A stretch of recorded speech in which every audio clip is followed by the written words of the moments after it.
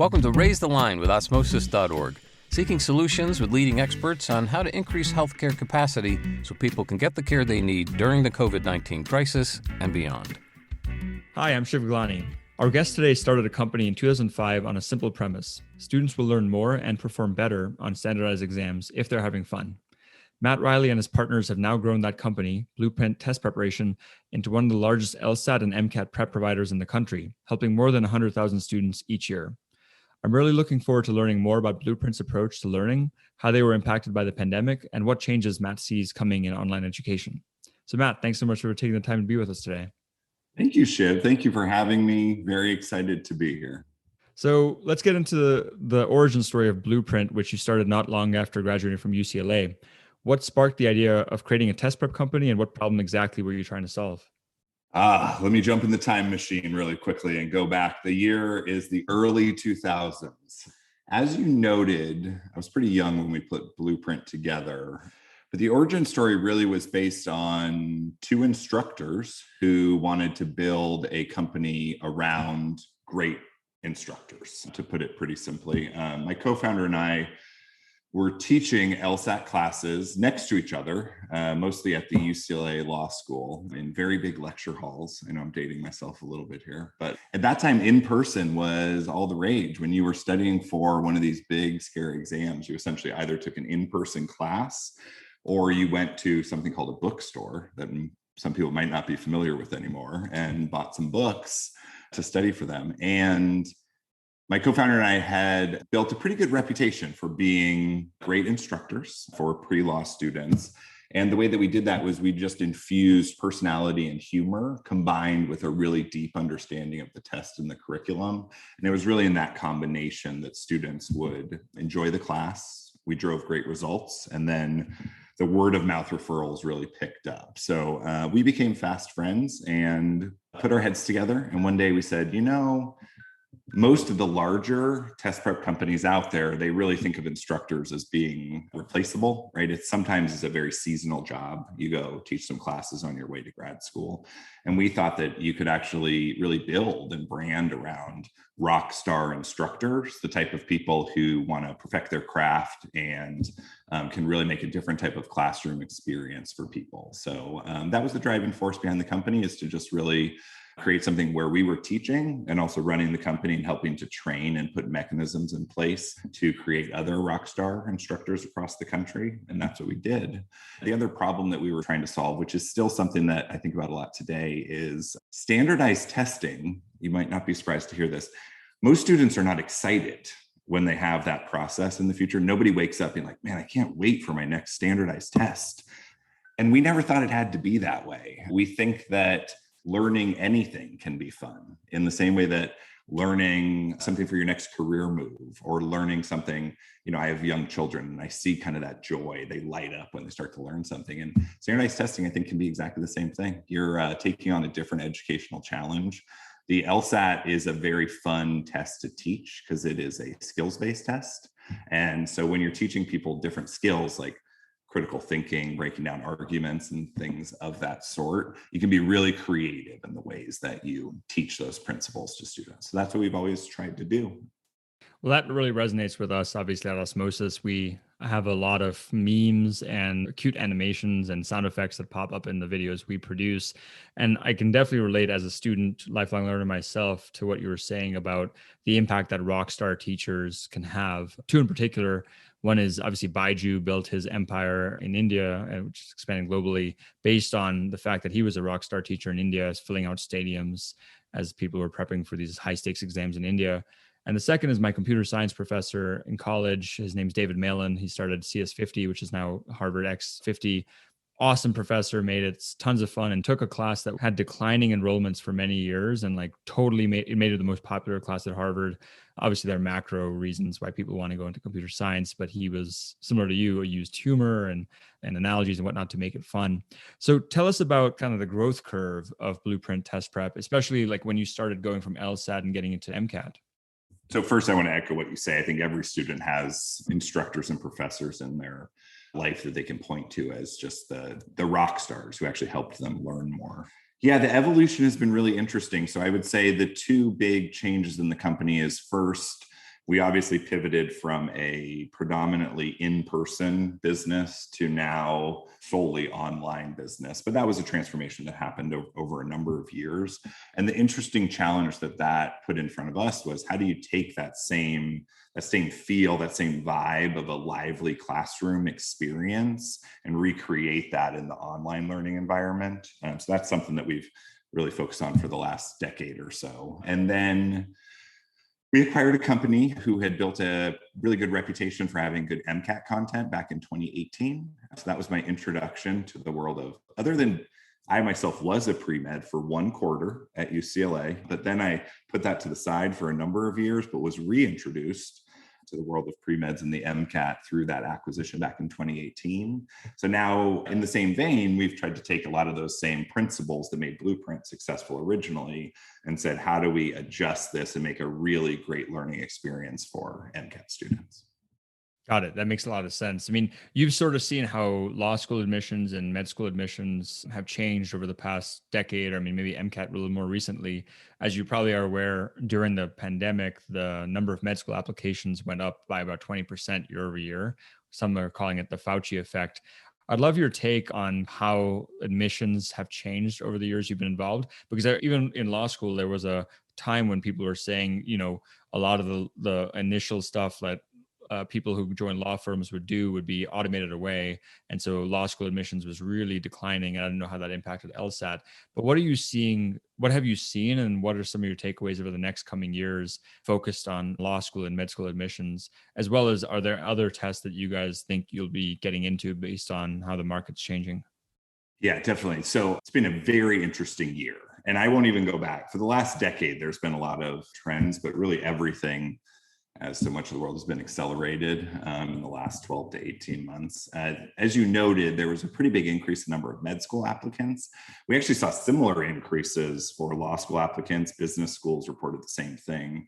So part of that, there's a few explanations and a few drivers for it. One of it is grad school applications tend to be countercyclical with the greater economy. So that's the part that's not surprising, right? Which is when there's economic uncertainty out there, people say, hey, I'm not so sure about entering the job market right now. So what I want to do is invest in myself, and go back to school, which I think is a healthy impact, or at least one of the healthy consequences of when there are not as great economic times. But last year, as you noted, was very interesting because the increases were more than you would even normally expect. You highlighted the Fauci effect. On the law school side, we refer to the RBG effect, which happened last year as well. Apparently, everybody wants to be Dr. Fauci, although I will say I think he had a very difficult job last year. So kudos to him for getting through what I'm sure was a tough stretch. But what I think happened is you had a lot of students, and this is reflected also in the changing demographics that we see in our student population. It used to be that the normal student profile of a pre-law and a pre-med student who would come to Blueprint was junior or a senior in undergrad, or someone who just graduated and was on this pretty set or fixed career path, right? They were going to go to undergrad, they had their major, then they were going to take the LSAT or the MCAT, go on to law school or med school and pursue the career of their dreams. Now we're seeing a huge increase among our students in the non-traditional student profile. So people who are a few or even decades out of school. And so what I really think happened last year was, both with the pandemic, right, and the realization, if you will, of society, of the role, the true nature of being a healthcare worker and the heroes that these people are, and nothing put that in a spotlight like people showing up in the middle of a pandemic to help everyone. And then actually on the legal side of our business, you had all of the turmoil last summer around racism and social injustice and everything else. And I think that's put a spotlight on the fact that lawyers play this really important part in driving social change, right? It might not be the glamorous part of it, but when you want to actually change the mechanisms that drive society, lawyers are working behind the scenes to do a lot of that stuff. And so I think there was a very healthy attraction among students to say, these really are desirable careers. And now you had an interesting mix of people where you had a spotlight on these careers, and you also had people at home with more time. So people were rethinking their lives, rethinking their career prospects, and they had time to commit to these challenging exams, challenging application processes. So you put all that together, and I think it's really encouraging, because I think we're not only drawing more applicants to the professions, but probably the right types of people who are getting into it for the right reasons. That's fantastic. I think it's really cool. And I heard obviously about the Fauci effect, but never the RBG effect. That's really interesting. So you have also not only grown into more high stakes exams and obviously the number of students you're reaching, you've also grown your offerings. So I know just a couple of months ago, you all announced the acquisition of Cram Fighter, and we know Amit Matthew well. He's a great guy. So congratulations on that. Can you tell us more about the range of offerings that Blueprint has and how you see them all working together, especially in a post-COVID world? Yeah, definitely. We're excited about the acquisition, and it's certainly been a little bit of an eye-opening experience for us at Blueprint. There's a lot of general trends with online education, how students are studying for these exams. But one of the trends that we're watching really closely, different people have different terms for it, but it's this DIY trend or the maker trend, where students, over the last decade or so, there's been a massive proliferation of really high quality content on the internet. And that's a great thing for students. It can also be a very overwhelming and intimidating thing for students. I mean, if you put yourself in a student's shoes, if you have a big test in front of you, or you're thinking of a career pivot, or you're thinking about grad school for the first time, any of those categories, if you go do a Google search for how to start, I mean, you can imagine the millions of results that will come back. And so there's a really interesting role in that world for tools to help students manage their time and their resources and give them advice and be the experts behind recommendations, bundles that work really well together. Because the nice thing about it is students really can get the best in class resources from a bunch of different categories, but how do you use them together, right? How do you know where the content is actually linked to each other? Or how do you weigh the different content if you have limited time, right? The non-traditional student is really pressed for time these days. So Cram Fighter is actually a tool, and it's popular among med students, that does exactly that. There is no content provided by the platform, but it helps you manage the different resources that you might be using to study for one of these tests. And we're really thinking of it as a way that we can both expand our life cycle with aspiring physicians, right? So they can use some of our services when they're getting ready for the test, but then also we build that trusting relationship as they head off to med school. And we're also kind of thinking of it as bringing the best of the two worlds together. So on the MCAT side, we have a really popular study planning tool already. And this gets to the different ways students are studying, right? When you don't have the structure and the accountability of a classroom and an instructor in front of you telling you you have to do your homework and you have to show up Tuesday and Thursday nights for class, just planning out your studies and knowing how and when and what you're supposed to be doing is even more important. And the part that gets me really excited is that also opens the door to adaptive learning and personalization in a really powerful way, right? Because when you're not just controlling the content and like, am I feeding people this type of question or that type of question, but you're actually controlling the entire student experience, from what are the different modalities of resources that we can give people, how much time you're spending on different days, how breaks are structured in your study plan, all of that, and really kind of driving results at the end of the day, right? Experimenting with all the different changes. I really think that's the future of these like assessment-based exams. Is students want the value, they want to know they're spending their time in the right way. It's all about just efficiency and results. And when you're kind of the hub, the plan that's moving around all of the components, there's a lot of value in that to students. Absolutely. Yeah. I mean, again, we've been following Cram Fighter for a while and know that because we work with a lot of medical and other health professional students, that it's added a lot of value to them. And so it's been a big year for online education. We've had a number of amazing guests on the podcast, including the CEOs of Coursera and Chegg and 2U and all these other large education companies, Course Hero. There are some other online tutoring companies, including University Tutors, that went public through a SPAC earlier this year. I'm just curious, how do you see the landscape shifting, and how do you keep Blueprint Test Prep as much of a market leader as you have, as companies that have come and gone in the space? Yeah, it's certainly been an interesting year to see the hyper growth that a lot of these companies have experienced. And going along with that, really the impressive valuations, I will say, that some of the companies are getting. So you kind of have to ask yourself as a business leader, what are the trends that will exist in a post-pandemic world when, I hate to use the phrase when life gets back to normal, but at least when it shifts back a little bit to where the equilibrium is going to be found. And I will tell you a few of the trends that I think will persist. And it comes from just when you give students access to different delivery methods, different types of services, if they really are quality services, those are going to stick around and students will change their learning preferences. I'm a big believer in live instruction.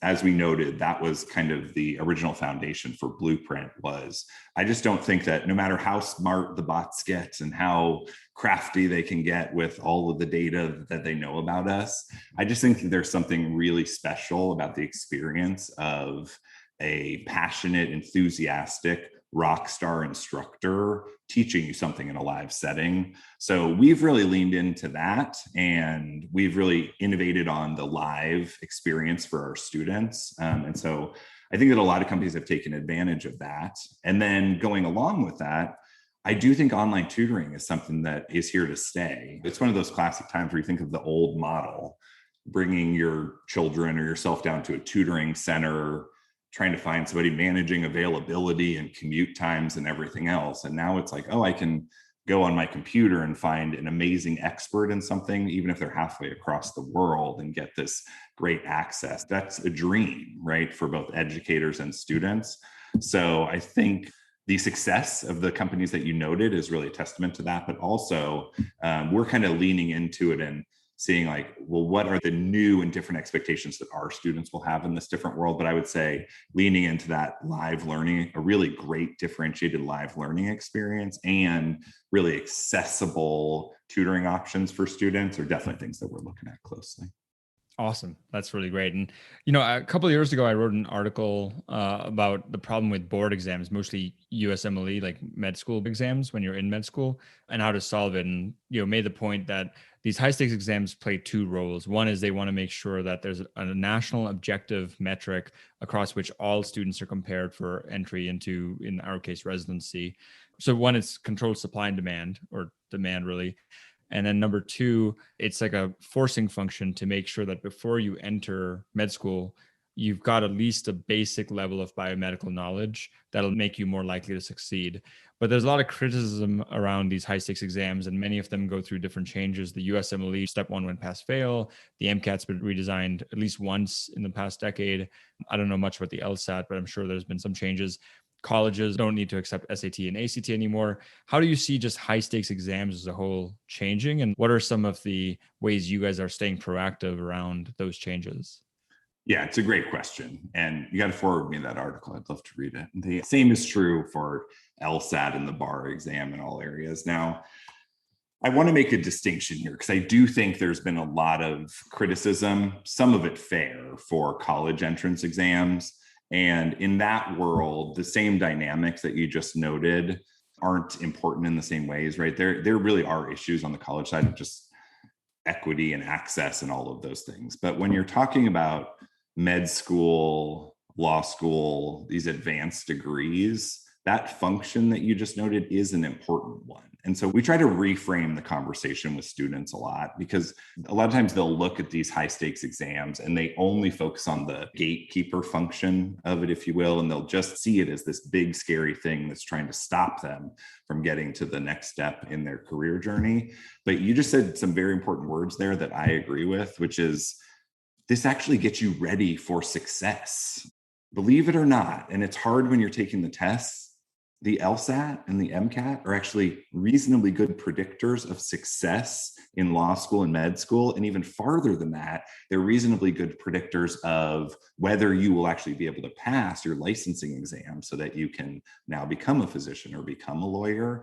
And so I always tell students, like, think of it as a challenge, but also think of it that you're learning really important skills that will actually help you be more successful when you get to grad school. And I think that part gets overlooked a lot. There really is an important function of these tests. Now, I don't want to say that that means the tests couldn't get better. Of course they can. And, I could rattle off a number of ways that I think the test makers could improve And that was definitely a spotlight last year when they had test takers coming to testing centers for 8 hours wearing a mask in the middle of the night to take the MCAT. It was a scary year for pre-meds, I have to tell you. But I think if that's the way you approach it and you just say, here's the function of these exams, they do something important and it fixes some of the supply demand issues for these very high demand careers. But let's make sure that we continue to iterate on it and make sure that we're giving people equal access to prep materials and making sure that they really do fulfill that function and don't put unnecessary barriers in the way for students. And I think that always is the intention of the testing organizations. It just, like everything else in practice, that can be a little bit complicated. But there have been some changes to the test recently, and I think that they've done a pretty good job of adjusting and working well with law schools and med schools to kind of fill their needs for what they want to learn about applicants. Totally. That makes a lot of sense. And I know we're coming up in time, so I had two other questions for you.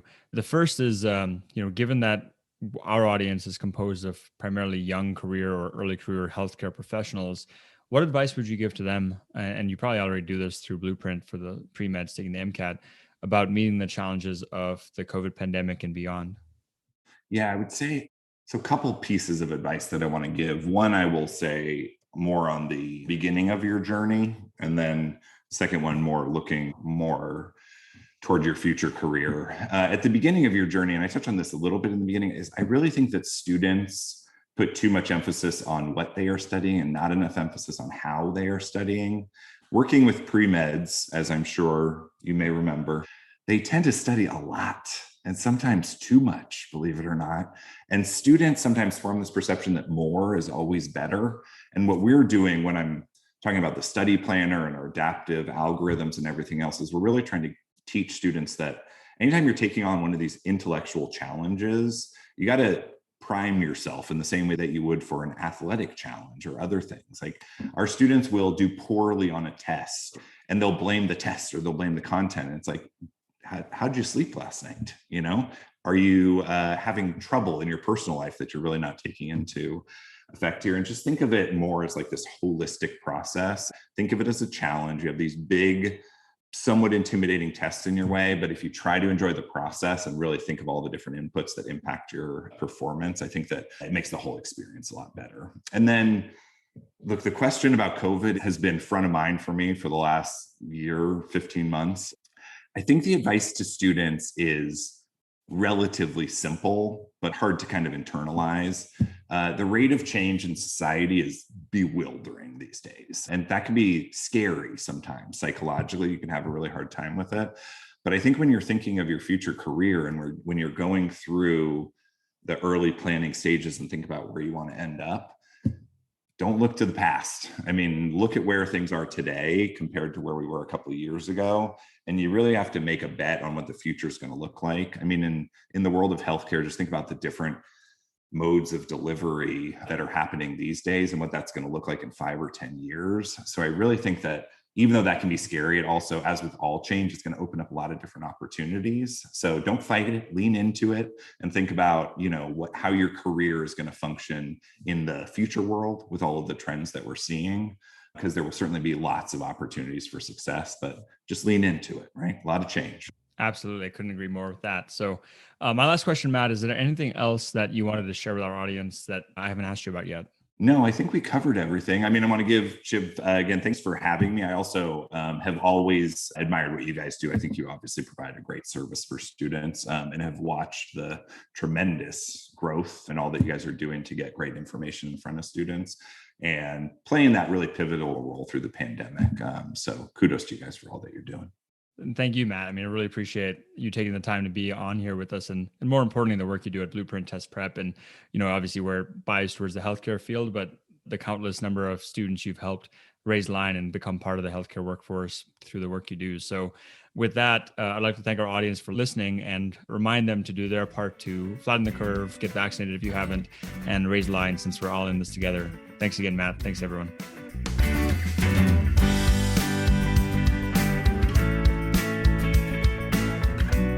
For more information on how you can help raise the line and flatten the curve, go to osmosis.org/COVID-19. If you like this podcast, please share it on your social channels. You can also subscribe to the series and check out all of our podcasts at osmosis.org/raisetheline podcast.